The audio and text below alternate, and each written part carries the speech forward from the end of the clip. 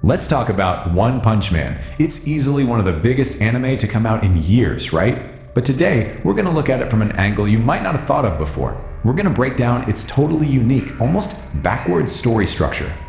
So, that brings us to the big question, the one that really frames this whole thing.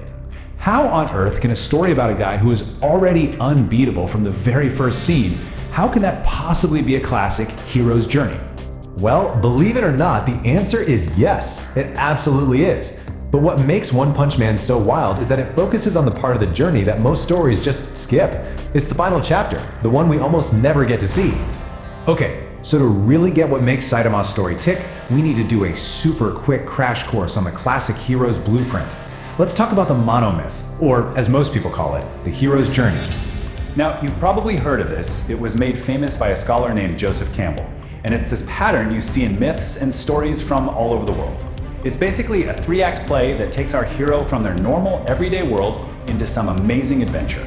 And then, and this part is key, brings them back home again. It really boils down to 3 simple stages. First, departure. The hero leaves home. Second, initiation. This is the big adventure part, you know? Facing trials, slaying dragons, winning the ultimate prize. And finally, you have the return, where the hero has to bring that prize back to the real world. And here's the kicker. Joseph Campbell himself said that this final act, the return, can actually be way harder than the whole adventure. You really need to remember that, because it is the absolute key to unlocking everything about Saitama's character. So how does all this tie back to our caped Baldy? Where does his story fit? Well, here's the big twist. The most important parts of his hero's journey happened way before the first episode even aired.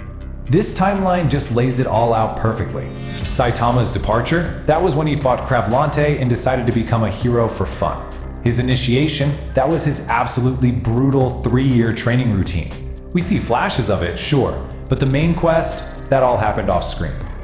And this is the most important takeaway. The entire anime that we sit down and watch, it's just the 3rd and final act of his journey.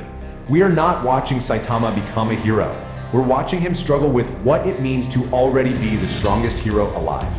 You see, in the hero's journey, the hero brings back something called the ultimate boon, or a gift for his people.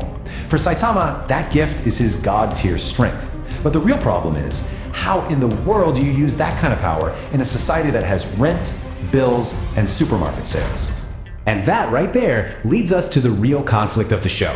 It's not the giant monsters, it's not the alien invasions, it's the simple, frustrating, everyday challenges of just living. I mean, he's basically achieved physical enlightenment, but he is completely out of his element in the modern world.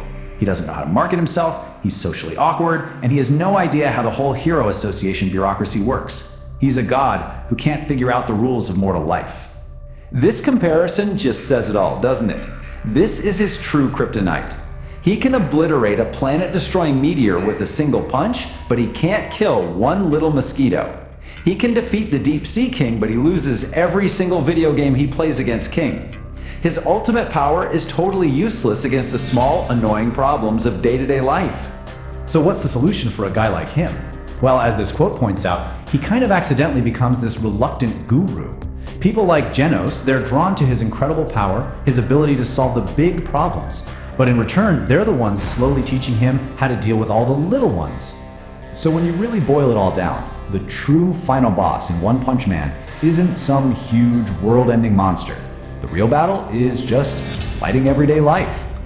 His quest isn't about getting stronger. He's already at the top of the mountain. His real journey is about learning how to come back down from that peak and fit his incredible power into a messy, complicated, and, let's be honest, kind of boring human society. And you could argue that this internal social struggle is a way bigger, way more difficult heroic feat than just punching monsters. It's a journey about fitting in, having patience, and in a way, learning how to be human again.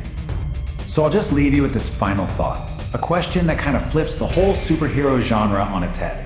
What if the hardest part of being a hero isn't actually saving the world, but learning how to live in it?